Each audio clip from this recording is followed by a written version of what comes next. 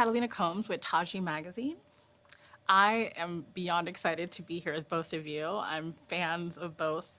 David with It Oh, Follows, thank you. absolutely on my list Thank of you. top horror films. And JJ, everything you have your name attached to has been fantastic, including this film. I'm a big fan of dinosaurs, so thank you. Awesome. Same. Yeah, same here. And I've heard you say, JJ, that this is like a long form episode of like a Twilight Zone episode. yeah. But I actually think it could be like a Fringe episode. Like, Oh, that's I'm cool. such a fan of Fringe, by Oh, the way. thanks.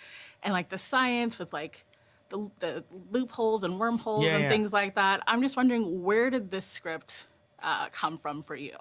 Oh, well, I mean, I'll try to give it not too long of an answer, but growing up, my dad was obsessed with dinosaurs, and he and my uncle made these little stop motion animation dinosaur movies, like on Super 8 film, and I watched Harryhausen films like Valley of Guanji, and not Harryhausen, but King Kong, and many others, and so.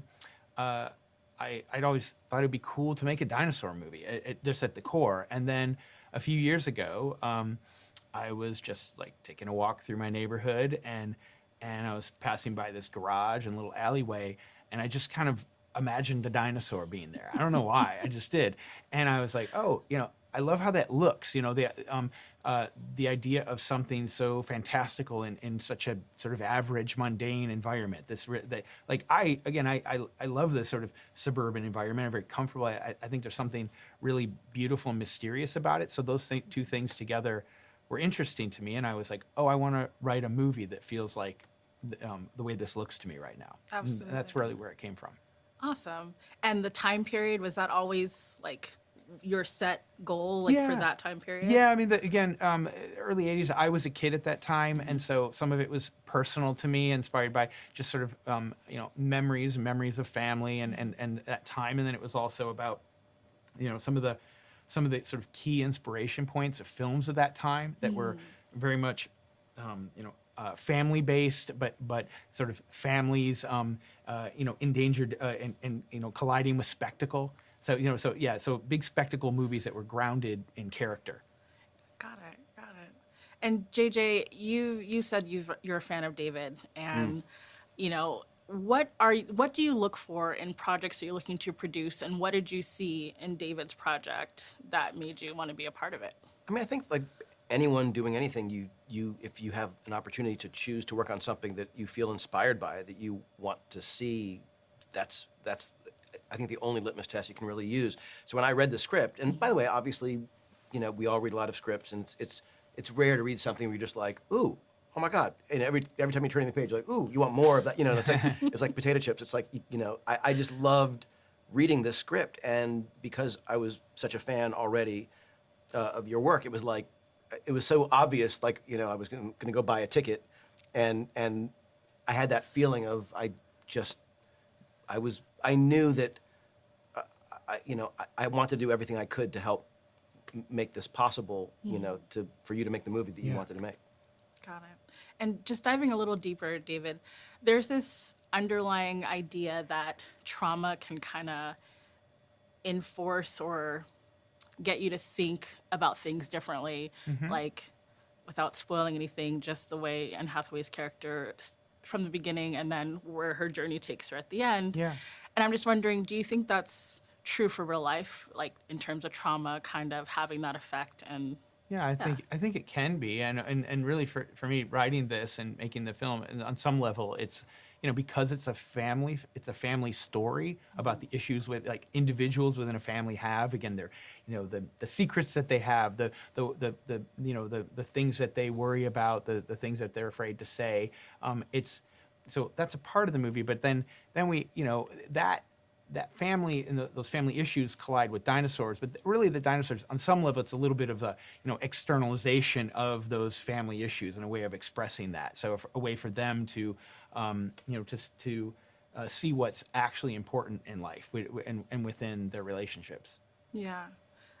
One thing I noticed in the film is this relationship between dog and family, or Yeah. dog and boy. Yes. I'm wondering, where did that kind of relationship kind of take a like how did it come as a thread for you as an underlying thread? Yeah. And then why do you think that relationship is so important in film and TV? Like we see it a lot, but like Well, yeah, because I mean, our I mean, pets, dogs and cats and other animals that it's they often are our family members. That we care about them as much as we care about our human family members. I think many of us do, and so and there's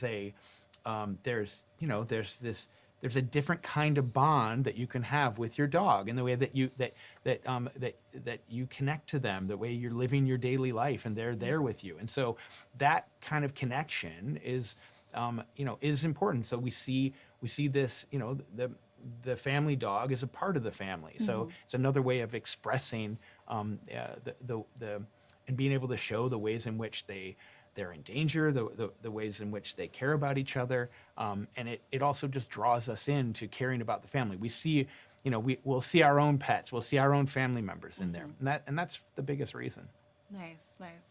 JJ, you have been associated with a lot of films and projects, TV, as a producer, director, writer. If there's a character from any of those previous works that you think would survive in the end of Oak Street, who do you think that would be? Oh my God, who would survive? This is a crazy question. I need like an hour just to think, because I don't want to. Anything I say will probably be. I'll think of something better 2 seconds later. First of all, thank you for the question. But I got to say, the thing about this story is, and it really doesn't matter kind of who you are. I mean, I suppose if you happen to have, a lightsaber on you, you're gonna probably You have a better chance. you're gonna survive the night. But the truth is, like the story, what I love about the end of Oak Street is the story. It's so like primal and so survival. Like it's such a survival story that I don't really know, putting weapons aside, I don't really know that who has the better chance. I don't know how well we would do. But I have to say, like the whole thing is like, that's what's so great and scary about the premise is I don't know if anyone has a huge advantage, but just for fun, I'll say Felicity though. I love that. I mean, it's funny. I was going to follow up with, would you survive in the film yourself? Would you? Honestly, yes. Wait, what would you do? First of all, I know a lot about dinosaurs, so Do they care like, though? What are they gonna? That's true. That's true. Your knowledge, mate. There's a limit to the usefulness. I know that your brain is the size of it. What would you do? Honestly, I would be confined to one spot, quiet, and as I've learned from Jurassic World, oil. Like they don't like this. What about food? Oil. What would you do about Myself. food? Oil. I've learned from Walking Dead Water. to go out accordingly. Okay. Yeah. All right. Yeah. All right. Well, you You can stick with me. We are. All right, last question, and thank you so much for your time. David, if I'm allowed to even get a few teasers or just something about They Follows, what can you give us? Oh, well, I don't want to say too much, other than I'm genuinely excited to share it. We just finished, I think, week 4 of filming, so we'll be done sometime in September, and I can't wait to share it. Amazing. Yeah, like Yeah. I said, I'm a big fan of It Follows. Thank you so much. Thank I'm you. looking forward to They Follow, and of course, looking forward to whatever you put your name on. Thank I'm you. here for it. Thank you. Thank you both, JJ, David. Thank you. It's been fun. Great. Yeah, definitely.